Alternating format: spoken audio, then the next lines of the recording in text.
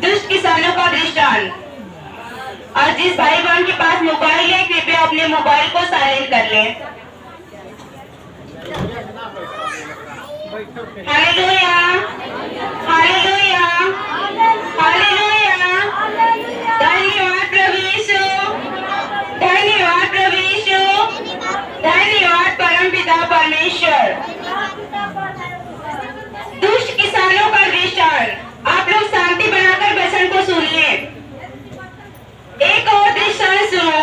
एक गृह स्वामी था जिसने दाख की बारी लगाई, उसके चारों ओर बाड़ा बांधा, उसमें रस का कुंड खोदा और गुम्बद बनाया और किसानों को उसका ठेका देकर प्रदेश चला गया। जब फल का समय निकट आया तो उसने अपने दासों को उसका फल लेने के लिए किसानों के पास भेजा। हालेलुया। पर किसानों ने उसके दासों को पकड़ के किसी को पीटा और किसी को मार डाला और किसी को पथराव किया। फिर उसने पहले से अधिक और दासों को भेजा और उन्होंने उससे भी वैसा ही किया। अंत में उसने अपने पुत्र को उनके पास यह सोचकर भेजा कि वो मेरे पुत्र का आदर करेंगे। परंतु किसानों ने पुत्र को देखकर आपस में कहा, यह तो वारिस है, आओ इसे मार डाले और इसकी मिरास ले ले। Hallelujah, hallelujah. धन्यवाद परमेश्वर, धन्यवाद परमपिता परमेश्वर। एक गृह स्वामी था और अपना खेत बाड़ी है देखकर दूर देश को चला गया और किसानों से जब फल का समय आया तो किसानों से अपना भाग लेने के लिए अपने दासों को भेजा।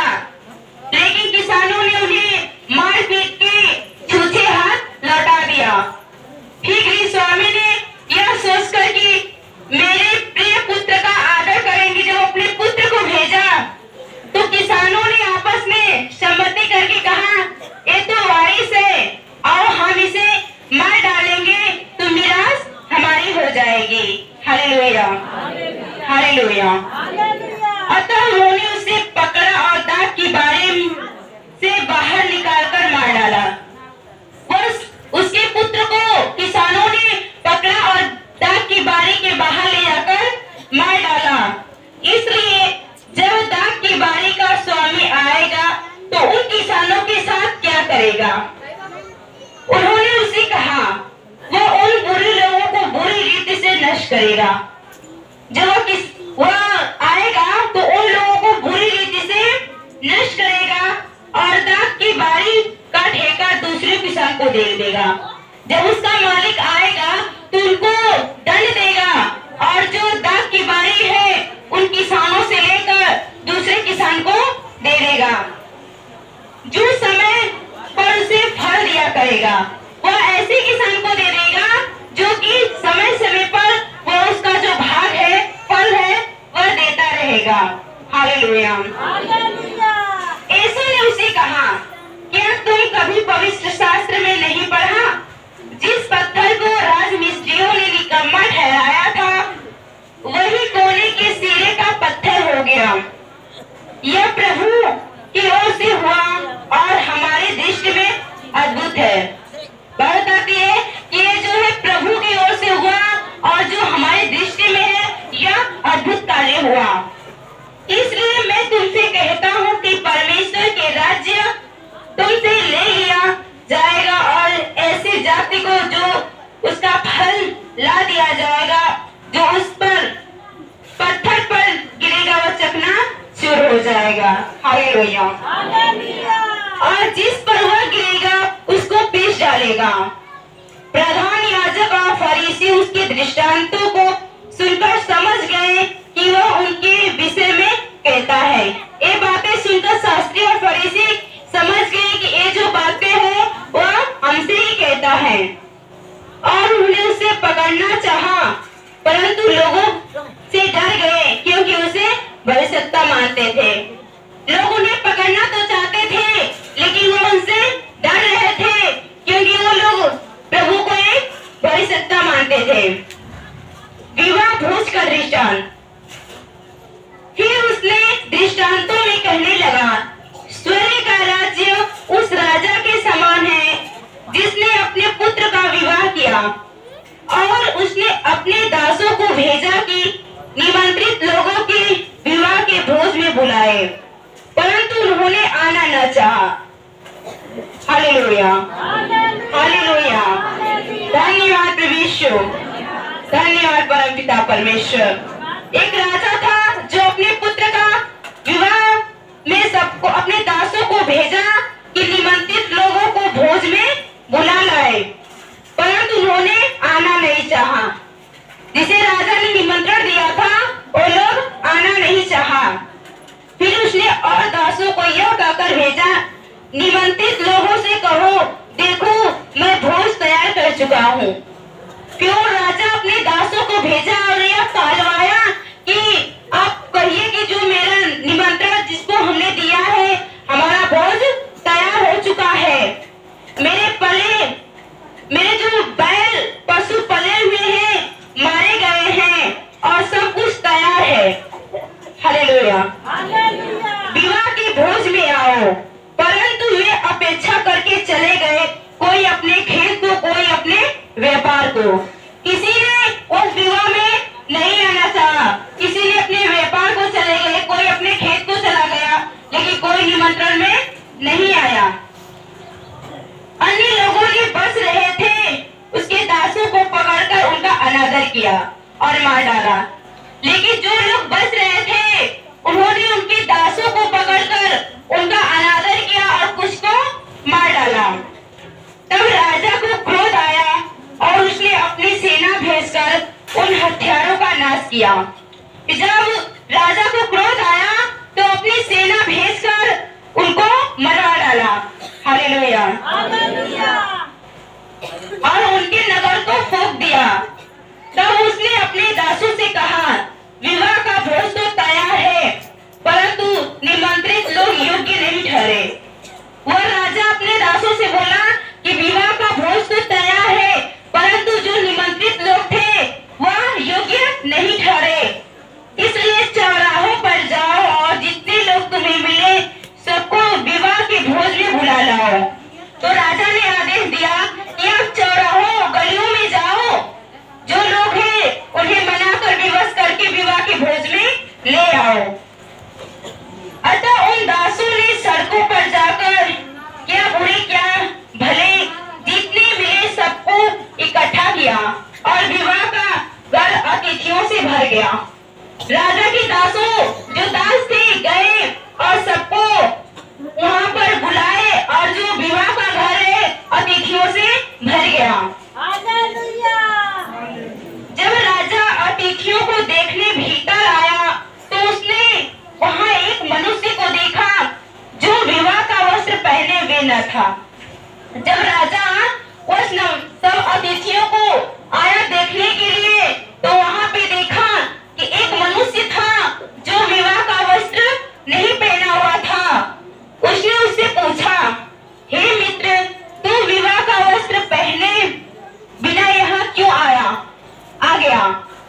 तो राजा ने उससे पूछा कि हे मित्र, आप विवाह का वस्त्र पहने हुए क्यों भीतर आ गए?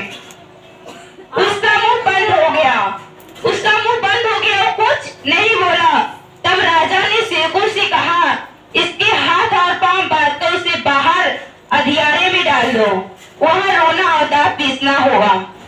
तब राजा ने अपने मंत्रियों से कहा कि इसको ले जाकर इसके हाथ पांव बांधकर अधियारे में डाल दो, जहाँ रोना और दांत पीसना होगा। क्योंकि बुलाए हुए तो बहुत है परंतु चुने हुए थोड़े हैं। और राजा बोला कि बुलाए हुए तो बहुत है लेकिन चुने हुए थोड़े ही हैं। Hallelujah, hallelujah. धन्यवाद प्रभु यीशु, धन्यवाद परमपिता परमेश्वर। कैसर को कर देना। तब फरीसियों ने जाकर आपस में विचार किया कि उसको किस प्रकार बातों में फंसाएं। अतः उन्होंने अपने चेलों को हेरोदियों के साथ उसके पास यह कहने को भेजा, हे गुरु, हम जानते हैं कि तू सच्चा है और परमेश्वर का मार्ग सच्चाई से सिखाता हालेलुया। हालेलुया। क्योंकि तू मनुष्यों का मुंह देखकर बातें नहीं करता, क्योंकि हमें बता तू क्या सोचता है, कैसर का कर देना उचित है कि नहीं। उन्होंने प्रभु यीशु मसीह से पूछा, क्या कैसर को कर देना उचित है कि नहीं। यीशु ने उनकी दुष्टता जानकर कही, प्रभु यीशु मसीह ने उनकी दुष्टता जानकर कही, हे कपटियों, मुझे क्यों परखते हो। प्रभु ने उत्तर दिया कि हे कपटियों, आप मुझे क्यों परखते हो, कर का सिक्का मुझे दिखाओ। प्रभु यीशु मसीह ने कहा कि जो कर का सिक्का है वह मुझे दिखाओ। तो वे उसके पास एक दिनार ले आए। जो प्रभु यीशु मसीह ने कहा कि जो सिक्का है हमें दिखाओ, तो उन्होंने उसके पास एक दिनार लाए प्रभु यीशु मसीह के पास। उसने उससे पूछा, यह छाप और नाम किसका है। कि प्रभु यीशु मसीह ने पूछा, यह जो नाम है, यह छाप किसका है। उन्होंने उसे कहा, कैसर का। तो शास्त्री फरीसियों ने जवाब दिया कि कैसर का। तब उसने उसे कहा, जो कैसर का है उसे कैसर को दो, और जो परमेश्वर का है उसे परमेश्वर को दो। तो प्रभु यीशु मसीह ने कहते हुए दिया कि जो कैसर का है उसे कैसर को दो, और जो परमेश्वर का है उसे परमेश्वर को दो। यह सुनकर उन्होंने अचंभा किया और उसे छोड़कर चले गए। ये बातें सुनकर सब लोग जो वहाँ पे बैठे थे आश्चर्यचकित हो गए और प्रभु यीशु मसीह को छोड़कर वहाँ से चल दिए। Hallelujah, hallelujah. पुनरुत्थान और विवाह। उसी दिन सदूकी जो कहते हैं कि मरे हुए का पुनरुत्थान है ही नहीं, उसके पास आए, उससे पूछा, हे गुरु, मूसा ने कहा था कि यदि कोई पुरुष बिना संतान मर जाए तो उसके भाई उसकी पत्नी से विवाह करके अपने भाई के लिए वंश उत्पन्न करे। अब हमारे यहाँ 7 भाई थे। पहला विवाह करके मर गया और संतान न होने के कारण अपनी पत्नी को अपने भाई के लिए छोड़ दिया। इसी प्रकार तीसरी और दूसरी और तीसरी ने भी किया और 7 तक यही हुआ। Hallelujah, hallelujah. सबके बाद वह स्त्री भी मर गई, अतः जी उठने पर वह 7 में से किसकी पत्नी कहलाएगी, क्योंकि वह सबकी पत्नी हो चुकी थी। Hallelujah, hallelujah. धन्यवाद प्रभु यीशु, धन्यवाद परमपिता परमेश्वर। यीशु ने उसे उत्तर दिया, तुम पवित्र शास्त्र और परमेश्वर की सामर्थ नहीं जानते। फिर प्रभु यीशु मसीह ने उत्तर दिया कि तुम पवित्र शास्त्र और परमेश्वर की सामर्थ को नहीं जानते, इस कारण भूल में पड़े हो, क्योंकि जी उठने पर वे न विवाह करेंगे और न विवाह में दिए जाएंगे। तो प्रभु यीशु मसीह ने उत्तर दिया कि वह जीव पुनरुत्थान के समय जी उठने पर वह न तो विवाह करेंगे और न विवाह में दिए जाएंगे, परंतु स्वर्ग में परमेश्वर के दूतों के समान होंगे।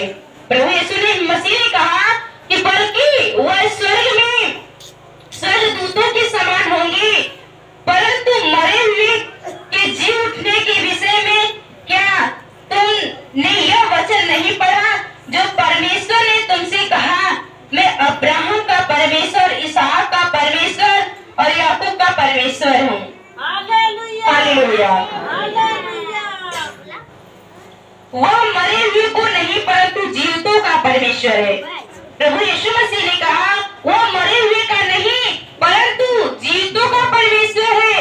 यह सुनकर लोग उसके उपदेश से चकित हो गए। जब परमेश्वर ने ऐसा बातें कही तो वहाँ पे बैठे लोगों ने प्रभु की बातों को सुनकर आश्चर्यचकित में पड़ गए। हालेलुया। सबसे बड़ी आज्ञा। जब फरीसियों ने सुना कि यीशु ने सदूकियों का मुंह बंद कर दिया तो वे इकट्ठा हुए। उनमें से एक व्यवस्थापक ने उससे परखने के लिए उससे पूछा। एक व्यवस्थापक प्रभु यीशु मसीह को परखने के लिए पूछा, हे गुरु, व्यवस्था में कौन सी बड़ी आज्ञा है। उसने पूछा, हे गुरु, व्यवस्था में सबसे बड़ी आज्ञा कौन है। उसने उससे कहा, तू परमेश्वर अपने प्रभु से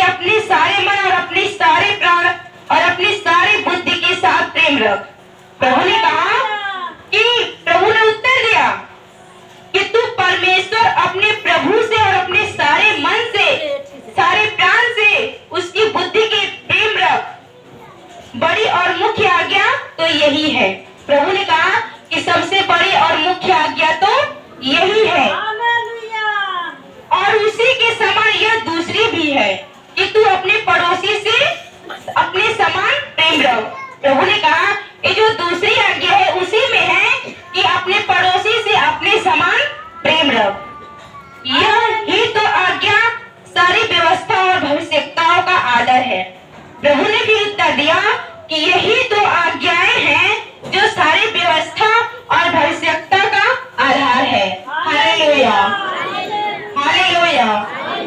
धन्यवाद प्रभु यीशु, धन्यवाद परमपिता परमेश्वर। मसीह किसका पुत्र है?